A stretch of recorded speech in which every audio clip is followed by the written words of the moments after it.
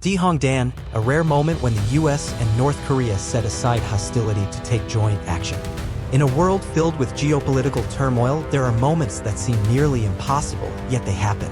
One such moment occurred in 2007 involving the North Korean cargo ship Dan, where two long-standing adversaries, the United States and the Democratic People's Republic of Korea (DPRK), unexpectedly found themselves aligned, working toward a shared goal, rescuing hostages from Somali pirates.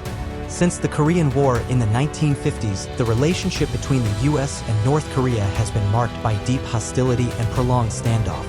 The two nations have technically remained at war, watching each other warily across the demilitarized zone, DMZ, the most visible symbol of the lingering division and distrust. And yet, history records a rare instance where both sides temporarily shelved their animosity to face a common enemy, piracy off the Horn of Africa. In October 2007, the North Korean-flagged Dan had just completed a cargo delivery from India to Mogadishu, the capital of Somalia. While en route back home, the vessel was suddenly attacked by a group of 7 Somali pirates, approximately 70 miles off the coast. Disguised as port security guards, these pirates were granted access to the ship, and as it turned out, they had previously worked as dock workers in Mogadishu, giving them insider knowledge of ship operations and port procedures. At the time, Somalia was a failed state, having lacked a functioning central government since the fall of dictator Mohammed Siad Barre in 1991. The collapse created a power vacuum that fueled lawlessness, while the country's economy remained in ruins. Compounding the situation, foreign fishing fleets plundered Somali waters, leaving local fishermen with no sustainable source of income, driving many to piracy as a means of survival. Somalia's location near the Gulf of Aden, a key maritime corridor connecting the Red Sea, Suez Canal, and Strait of Hormuz, makes it strategically vital to global commerce. With thousands of commercial vessels transiting through annually, the surrounding waters became a goldmine for organized piracy. Over time, piracy in the region became so structured that it resembled a black market investment system where backers would supply money, speedboats, weapons, and communications gear in return for a cut of the ransom or looted cargo.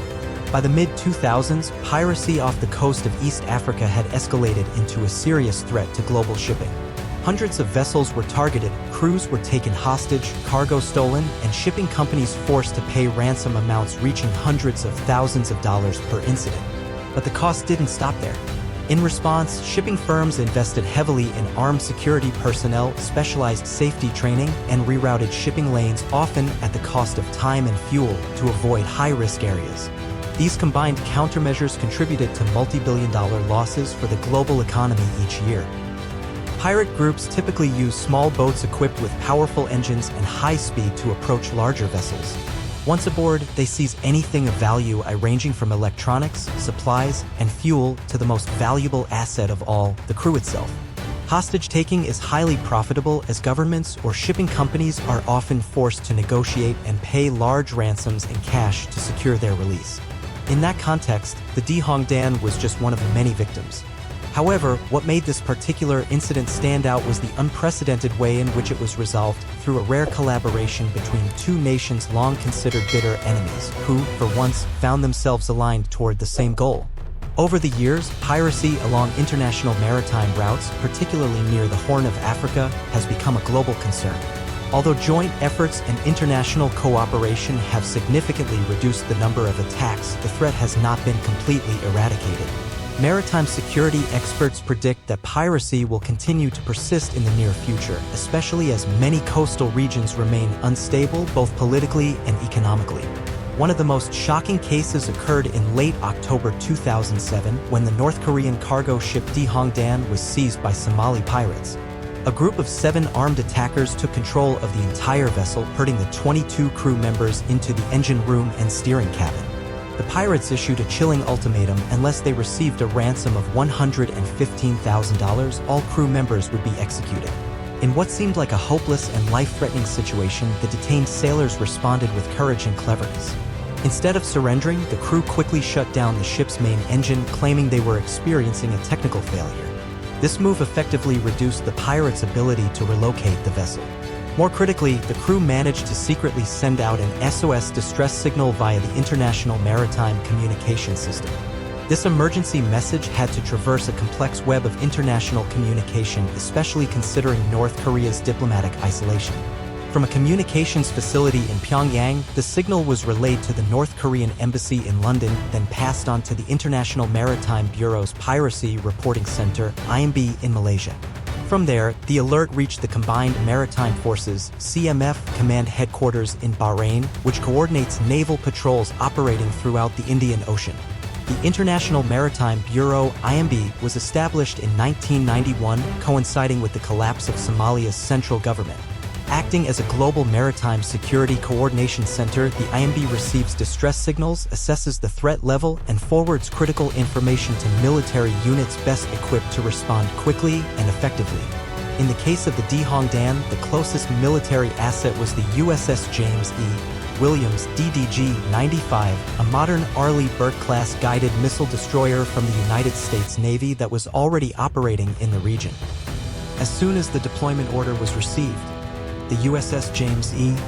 Williams immediately changed course and headed toward the scene of the pirate hijacking. Upon reaching the area, the vessel launched its SH-60B Seahawk helicopter, a highly versatile aircraft designed specifically for maritime environments. This model is an advanced version of the well-known UH-60 Blackhawk and is capable of carrying out a wide range of missions, including reconnaissance, maritime rescue, anti-submarine and anti-ship warfare, cargo transport, and support for special operations.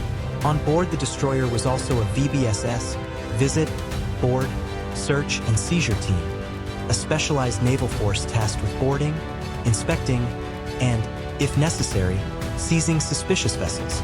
Members of the VBSS unit undergo intense training to prepare for a wide variety of dangerous situations, intercepting smugglers, locating contraband weapons, and preventing maritime terrorism.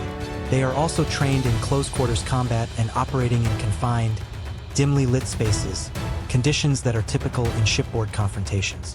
As the USS James E. Williams closed in on the Dihongdan, the U.S. Navy used loudspeakers to demand the pirates' unconditional surrender. The unexpected arrival of American naval forces caused significant distraction and confusion among the hijackers. Seizing the opportunity, the North Korean sailors launched a counterattack.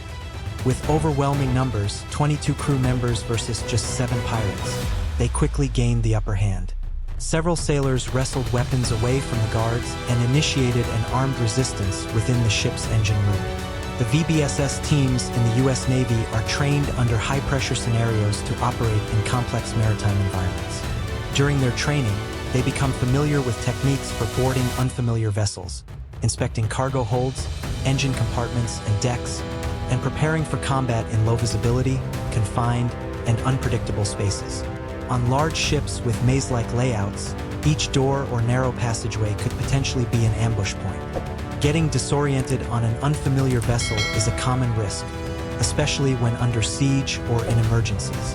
When the USS James E. Williams arrived in the vicinity, the U.S. Navy broadcast a warning via loudspeakers, demanding the pirates' immediate surrender.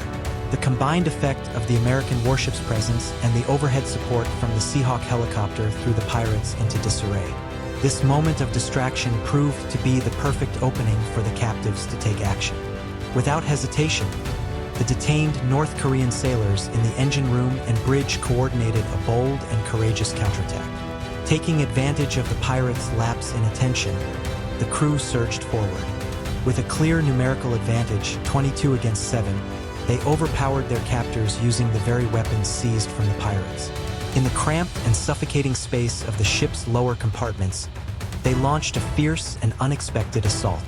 A key factor in their success was that the entire crew consisted of North Korean citizens, who were subject to mandatory military service lasting up to 10 years.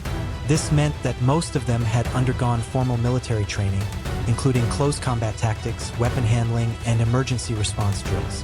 As a result, they were able to carry out a highly organized, surprise counteroffensive that overwhelmed the pirates in a short but intense struggle, ultimately forcing them to surrender. As a result, the Dihongdan ship was successfully retaken, but not without cost. 1 pirate was killed, while 6 North Korean sailors were injured, 3 of them seriously. Immediately afterward, U.S. troops evacuated the wounded to the USS James E. Williams for emergency treatment. Coincidentally, there happened to be a second-generation Korean-American sailor on board, fluent in Korean. This individual became an impromptu interpreter, facilitating effective communication between both sides during the medical response. According to the U.S. account, the North Korean sailors expressed deep gratitude to the American medical team for assisting them in their time of dire need. Once stabilized, they were returned to the Dihongdan and resumed their journey home. But the most surprising part was yet to come. After the incident was reported back to Pyongyang, the North Korean government made an unprecedented move.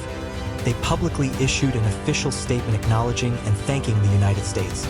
In a press release distributed by state-run media, the North Korean government detailed the entire event and concluded with a statement that stunned the world. We express our appreciation to the United States for the timely support provided to our ship's crew. This incident stands as a clear testament to the cooperation between the DPRK and the U.S. in the global effort against terrorism. In the future, we will continue to participate in international cooperation to combat threats from piracy and acts of maritime terrorism. This conciliatory message was viewed by analysts as a rare glimmer of hope, proof that even between two longtime adversaries like the United States and North Korea, cooperation is still possible when facing a common enemy.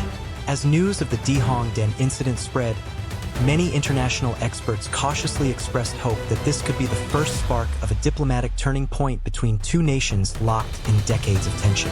In the context of ongoing denuclearization talks on the Korean Peninsula, some believe that this unexpected collaboration could serve as an informal stepping stone toward a new chapter, one with less confrontation and more dialogue. Speaking after the incident, a senior U.S. Navy official stated, "Regardless of a vessel's nationality, when danger strikes at sea, the U.S. Navy stands ready to respond. This isn't about politics, it's a humanitarian principle. We hope the North Korean side understands that this action was driven by goodwill and a sense of international responsibility." Still, that brief moment of hope wasn't strong enough to thaw a relationship frozen for decades. After the incident faded from the headlines, the tension between Washington and Pyongyang remained unchanged. Nuclear weapons, missile programs, and deep-rooted strategic mistrust continued to cast a dark cloud over bilateral relations.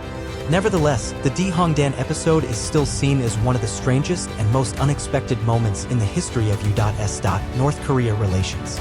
It wasn't just a story of a pirate attack or a military intervention, it became a rare example showing that even sworn enemies can cooperate if they face a threat that transcends political borders. This event may not have changed the global landscape, but it offered a brief human moment within a cold political narrative where courage, compassion, and international spirit can surpass even the deepest of enmities.